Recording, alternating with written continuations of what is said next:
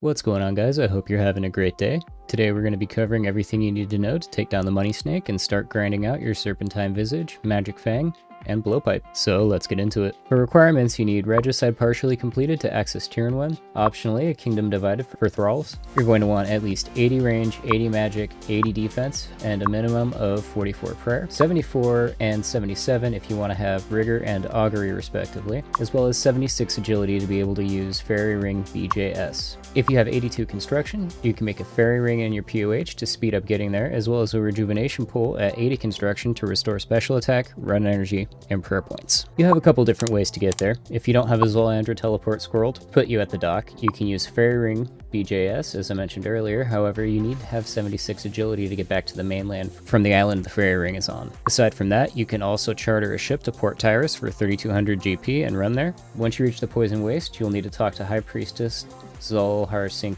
to unlock the boss. She's located west near the fire. The other priestess on the dock is where you'll reclaim your gear if you die. For the first 50 KC, gear retrieval is free, but from KC 51 and on, you'll need to pay 100k. Make sure you don't die again if you have stuff to retrieve from her, as it will wipe anything she's holding for you. As far as gear goes, you have quite a few options to choose from, and unless you're going for a T-bow, Botha, or Shadow only run, you'll need to bring both ranged and magic gear. The lowest you'd probably want to go for a budget setup, as far as ranged goes, is a God Dragonhide set, Barrow's Gloves, your best Ava's device, a Glory, a couple rings of recoil, a magic shortbow imbued with rune arrows. For your budget magic switches, you'll want to bring Mystic Armor, a God Cape, a Book of Darkness, and just the regular trident. You can go lower and bring an Ivan's staff instead of the trident, but it gets really annoying because it turns off your auto cast every time you switch gear, and the damage from it isn't really that great, so I'd probably just recommend trying to get that trident. An inventory for a budget setup would look sort of like this. Aside from your gear swaps, you'll want a ranging potion, a couple of prayer potions, some combo food,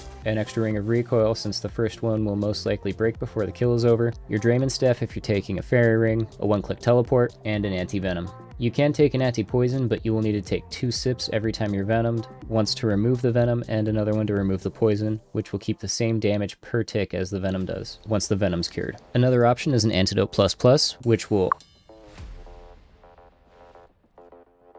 If you do have some money to spend on gear, a mid-tier setup for ranged would be either an Armadillo chest and legs, or a God Dragonhide chest, legs, and boots, an Amulet of Fury, your best Ava's device, a Serpentine Visage, Barrow's Gloves, a God Blessing, and a Blowpipe with either Rune or Amethyst darts, as well as either a Ring of Suffering imbued with recoil charges, or just a few recoils. For your magic switch, you would want to bring an Aram's top and bottom, a God Cape, Toxic Trident, a Book of Darkness, and Infinity Boots. For an inventory for a mid-tier build, aside from your switches, you're going to want a Bastion Potion. If you aren't bringing a Serpentine Visage, bring an Anti-Venom, some Super Restores or Prayer Potions, some combo food. If you have an Imbued Heart, bring that. Otherwise, don't really worry about a magic boost. Your Rune Pouch with runes for Thralls and Death Charge if you don't have a Rejuvenation Pool in your house, the Book of the Dead, some Zulrah teleport scrolls, and some one-click tellies. If you're going for a T-bow, Botha, or Shadow only run, you're going to want to build max gear for whichever style you're taking. Ranged would be the T-bow, Dragon Arrows, Masori, your Assembler, Necklace of Anguish, Pegasian Boots, and either a Venator Ring or a Ring of Suffering, imbued with recoil.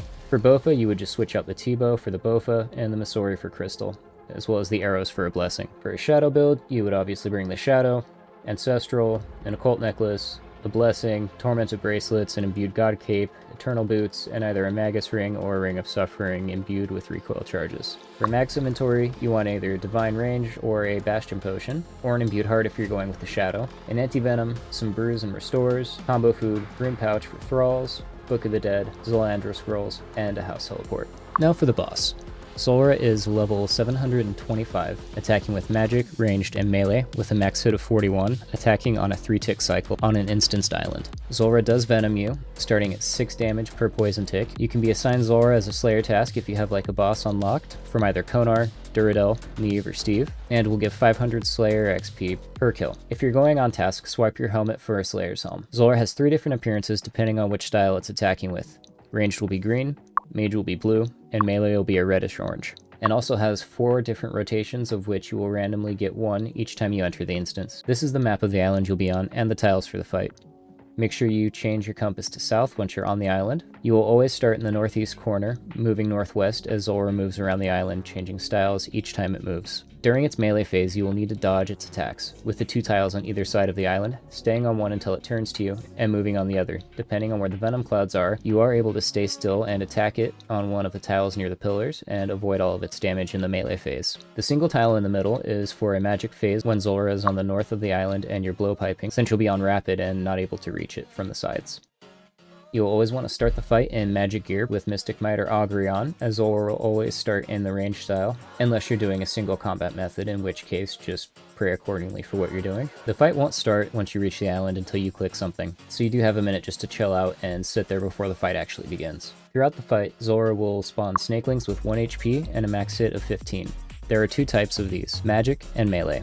And they're the reason you're going to want to have a recoil effect, either from the Ring of Recoil or from the Ring of Suffering. The magic snakelings are able to venom you. It will also shoot out toxic clouds covering a large portion of the island, and they will be dealing rapid damage to you and venom you if you're standing in them. At times you may have to run through these to get to the other side of the island if you are a little behind following Zulrah, and running through these like that, as long as you're not staying still, you're not going to take a ton of damage, so it's not going to be the end of the world, but just try to pay attention so that way you don't end up having to go in there. After about 2 minutes, Zulrah will enter its Jad phase, alternating attacks between magic and ranged, depending on which side of the island it starts to happen on. If it's on the east, it's going to start with magic and then ranged. If it's on the west, it's going to start with ranged and then magic. If you run long and it's a 3+ minute kill, you can encounter a ranged phase that will randomly attack with range and magic. So the longer the fight goes on, the more scuffed it can get and the harder it's going to be, so you definitely want to try to kill it before the rotation starts going all crazy. As for the loot, you will always get Zulrah scales ranging between 100 and 299 per kill, the Tanzanite Fang for the blowpipe,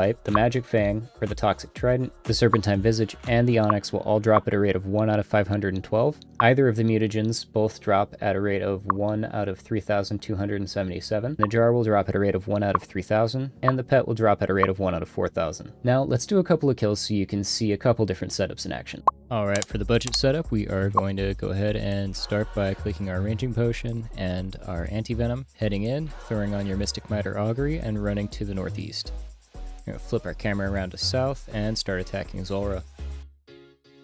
In this first phase, Zulrah's not going to attack you back, so you don't need to worry about your protection prayers until it goes underwater and comes back out. Now we're going to be looking for the range prayer there. We can stay magic and start attacking again.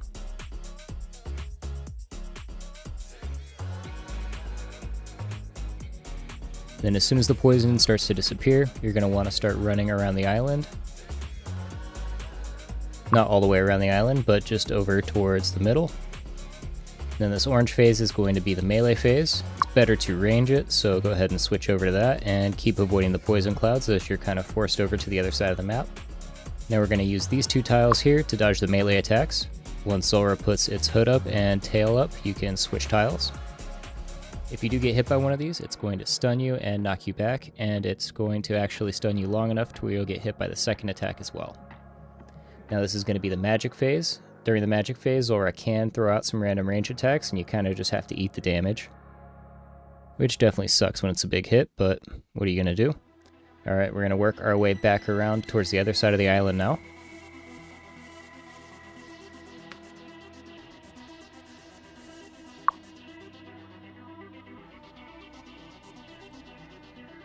And this is basically the whole fight. I mean, mechanically it's not too challenging, it is just a lot of damage. Or it can be, at least. It was a little late on the poison, so you can see here it did take a little bit of damage from it, but it wasn't anything too crazy as I kept moving through it.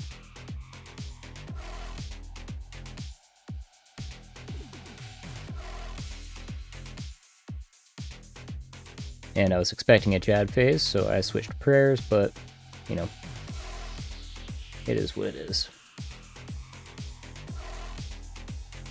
So that means we probably should be getting our Jad phase on the other end of the island. Don't forget to dump out your specs if you are using the magic short bow imbued. And just keep working your way back and forth across the island.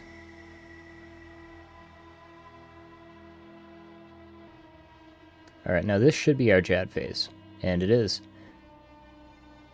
So you want to make sure that you have your next protection prayer up before Zulrah ducks its head down like that. The damage is going to be calculated when it ducks down, so make sure you're switching at the right time.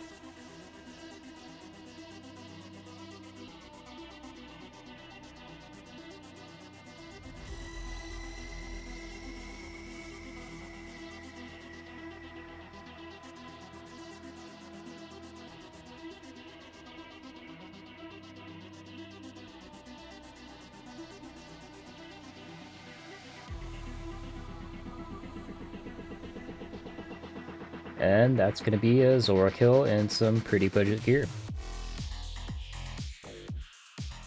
And then your loot's going to spawn where you were when it died, and then it's also going to drop a teleport scroll next to it. That way you're able to get off the island. And that's just going to put you right back at the dock where the other teleport scroll will take you. And that way you can run back in and go again if you've got the inventory to do it. And now for our mid-tier setup. We're going to start off with our Imbued Heart, our Bastion Potion, and then we're just going to head in. Same kind of deal, you want to get your map facing south, run to the northeast corner, get your offensive prayer up, and start maging.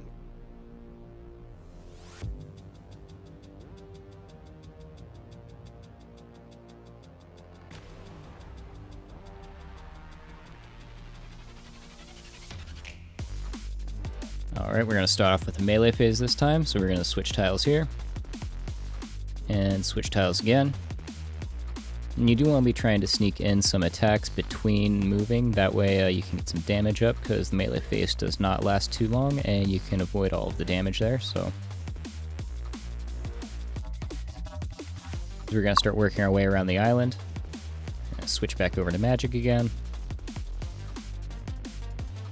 And slow clicks. Yeah, don't forget to summon your thrall when you enter as well. You do want to get the extra damage off of that. And if you are using Death Charge, you want to wait until it summons snakelings and they start attacking you. That way when they die from the recoil damage, you'll get your special attack meter back. Although it's not necessary if you have a pool in your house. Then this is going to be where you're able to safe spot the melee phase. If there's no poison towards the, I guess, middle end of that, then you can definitely stand on those tiles on either side.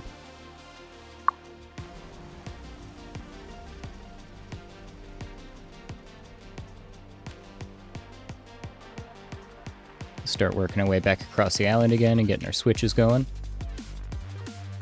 And it's important to note, if you are blowpiping, you can't attack Zulrah on the tiles by the pillars unless you switch your blowpipe over to long range.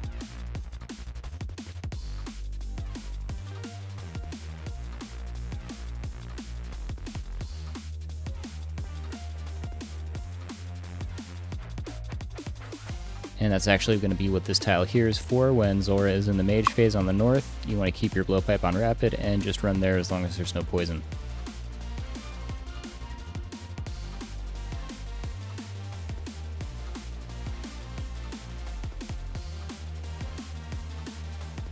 Alright, and we've got our Jad phase again, so you just want to make sure you're changing those prayers before the head gets stuck down, otherwise the damage will already be calculated and it's going to be pointless to switch your prayers.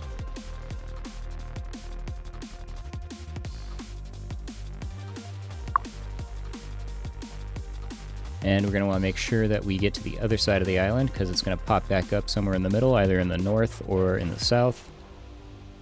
And then after that it'll be on the west side.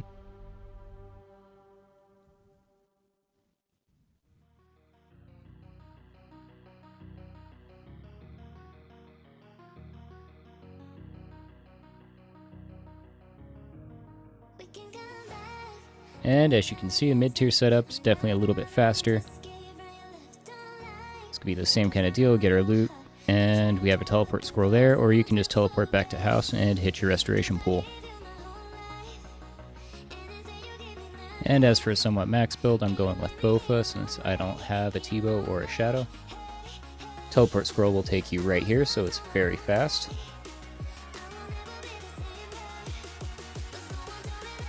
Then you want to hit your potions, throw on your offensive prayer, run over to the corner, and just start attacking. You don't have to worry about any switches this way. I mean, aside from your prayer, your defensive prayer, but that's about it. I mean, it's the same mechanically, it's just typically a lot faster.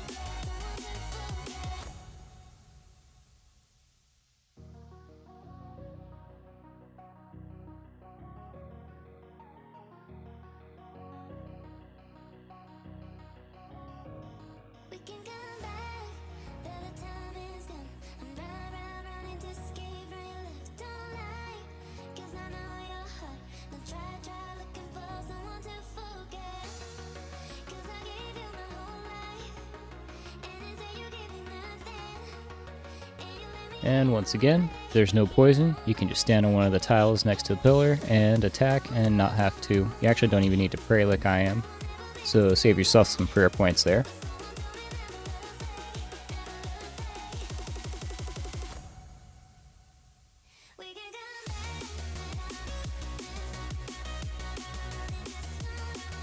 And if that happens where you attack and it's going under, it's not actually going to null the hit if you get the XP drop. It's just going to wait until Zulrah surfaces again, and then the damage will be applied once it's back up out of the water. But that is going to be a kill in some higher end gear as well. And as you can see, we ended with a lot more supplies, so you could do multiple trips before you actually have to bank. And that's where I'm going to call it. If you guys enjoyed the video or learned something, feel free to hit that sub button. It's free, it'll make this guy really happy, and it'll also help grow the channel. Thank you guys for watching, and I'll see you in the next one.